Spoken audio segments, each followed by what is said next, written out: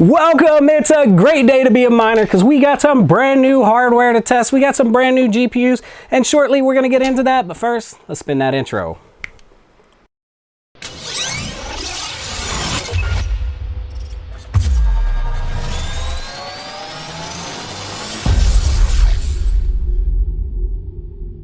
And we are back. All right, before us, we have two RTX 4060 Ti's, and man, these are great budget GPUs.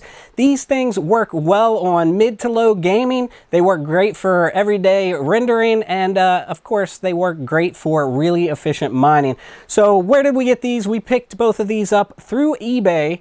They were both around $300 plus tax and shipping. Both come in under $350 to the door.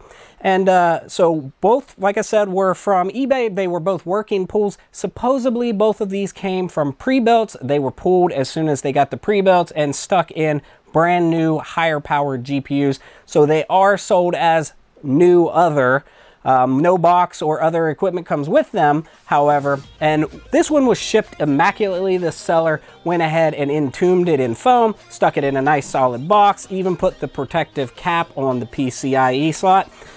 This one, however, was poorly wrapped in bubble wrap, and it was stuck in a bubble mailer and sent through FedEx. Never ship a piece of valuable electronics that way. That was terrible. However, visually, both of them look great. Let's give them the most important test. Mr. Red Panda Mining taught me that, so both of them spun really well. So I guess these are both good, and we can go ahead and put them in a mining rig. Or we can go ahead and actually test them out, stick them in the test bench, run them through the works, make sure that they work well, that they have the outputs work well, that they pass the GPUmemtest, that they pass a benchmark and a stress test, and then of course we'll test them mining. But before we do that, let's go ahead and have a word from our sponsor. You know quantum computers, you know blockchain, but do you know both together? Dynex was the first platform to create a neuromorphic supercomputing blockchain-based algorithm which solves real-world problems.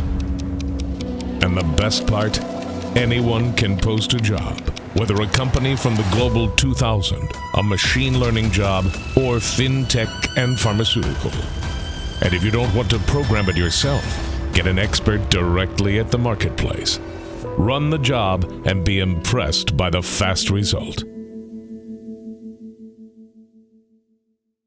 All right, here we are, we're back. This is our test bench. First of all, our test bench setup just is a Asus Prime H570 motherboard. It has a Intel 10700K CPU in there. It is water cooled with an EVGA 240mm rad. It has 32 gigabytes of Corsair Vengeance Pro RGB because RGB adds hash rate. And then we're powering this little system with an EVGA 650 watt gold power supply. The RTX 4060 Ti, this specific model, is using a single 8-pin connector, and we've got it all hooked up, and now we're just going to boot. We're going to make sure that we get post, and then we'll move the display off the motherboard down into the GPU. Then we're going to run our test. So let's power this thing up and see if we get a display.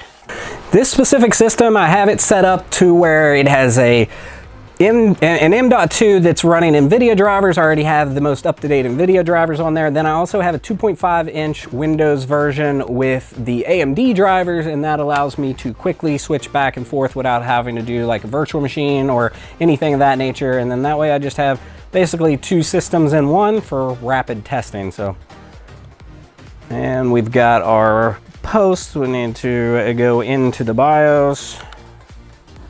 And it wants me to make sure the BIOS settings are good. And right away, BIOS, everything looks good in there. It is showing everything. So now let's go ahead and save and exit. F10. And okay. And now it's going to boot into Windows, and we can continue on for our testing. All right, so first things first, we went ahead and booted. We got booted into Windows.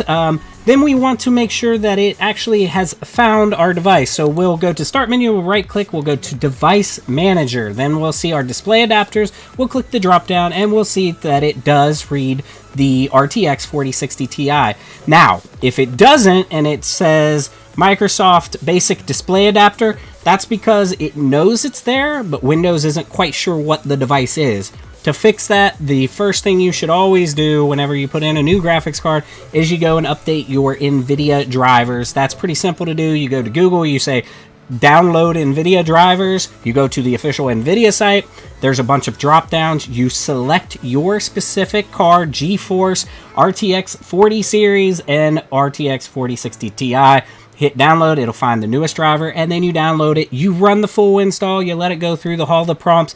I prefer to checkbox clean install, and then there you go. It should bring in your device. If you didn't bring in your device, now you're going to have to do additional troubleshooting to make sure nothing is wrong with the device.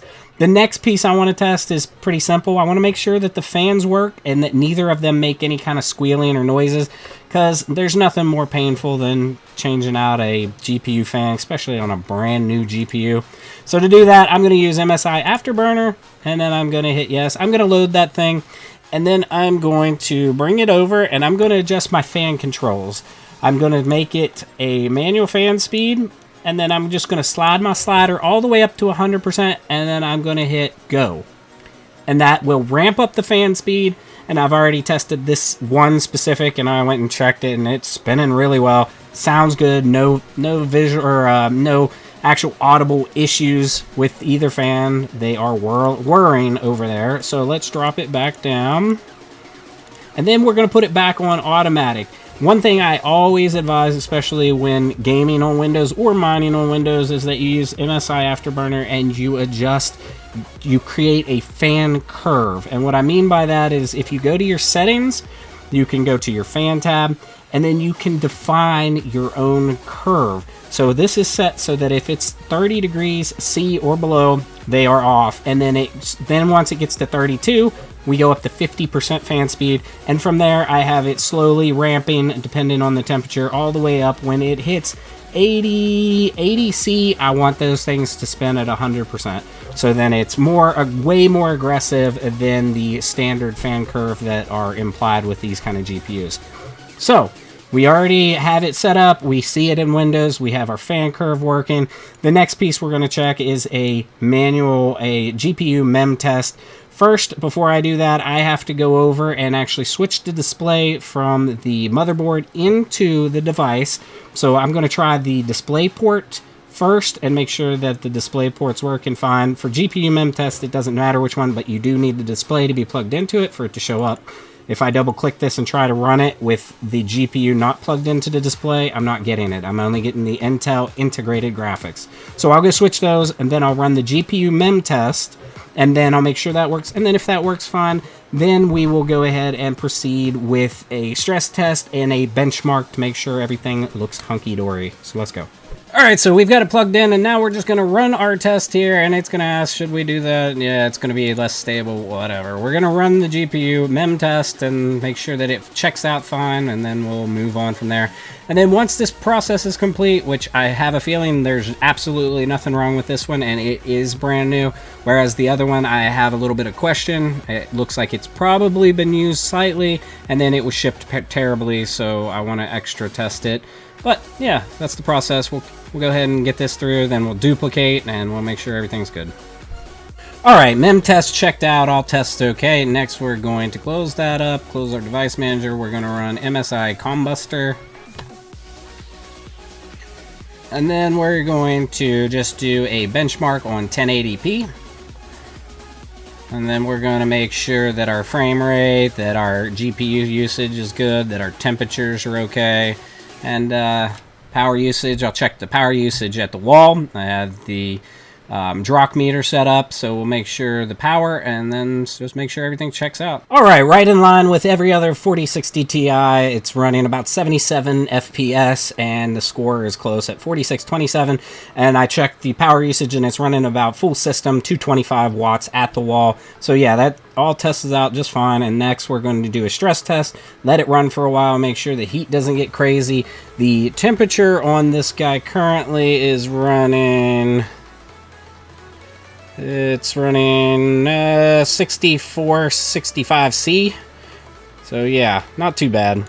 So next, we'll just finish up the testing. We'll do the stress test, and then we'll come back and we'll talk about our final results on this. Let's go. All right, so everything tested out on our stress test and on our benchmark, and everything looked good on this. So next, we're just gonna fire up some random algorithms, make sure that it fires up properly and hashes away properly. And if we have no issues, then yeah, I would say this one's a success. Well, there you have it. A couple of amazing eBay scores, 2 Asus Dual 4060 Ti's. One was very poorly shipped and packaged. It was in a bubble mailer. It was this guy over here.